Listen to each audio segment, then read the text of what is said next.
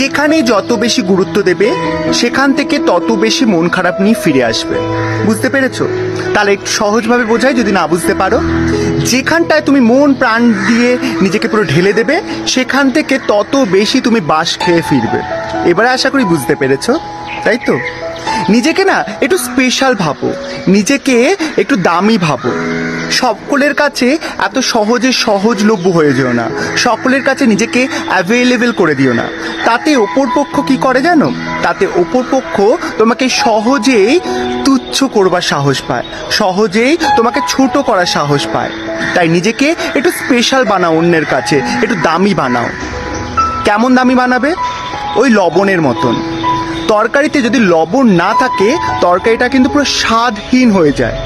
আমরা কিন্তু লবণের উপস্থিতি বুঝতে পারি না, তরকারিতে দেখতে পারি না, কিন্তু সেটা যখন না থাকে তার অনুপস্থিতিতে আমরা স্বাদহীন খাবার মানে বেস্বাদ খাবার খাই। বুঝতে পেরেছো? সেরকমই নিজের জীবনটাকে বানাও। তোমার উপস্থিতি লোকে না বুঝতে পারুক, কিন্তু তোমার অনুপস্থিতিতে তারা যাতে তোমাকে নিয়ে চর্চা করে, তোমাকে স্পেশাল ভাবে। বুঝতে পেরেছো? প্রত্যেক দিনটা না একটা দারুণ মানে জীবন দিয়ে শুরু করো, দিন দিয়ে শুরু করো, যাতে স্পেশাল লাগে, দামি লাগে। এই যে গাছের যে ফুলগুলো আছে, গাছের ফুলগুলো মানে ওরাও সকালবেলা যখন ফোটে ওরা কিন্তু জানে না ওরা ডাস্টবিনে যাবে নাকি মন্দিরে যাবে।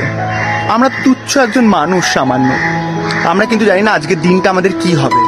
তাই লোকের কাছে সহজলভ্য না করে নিজেকে একদম স্পেশাল দামি ভেবে প্রত্যেকটা জীবন মানে প্রত্যেকটা দিন লিড করো, প্রত্যেকটা দিন উদযাপন করো, সেলিব্রেট করো। দেখবে জীবনটা খুব সুন্দর লাগবে।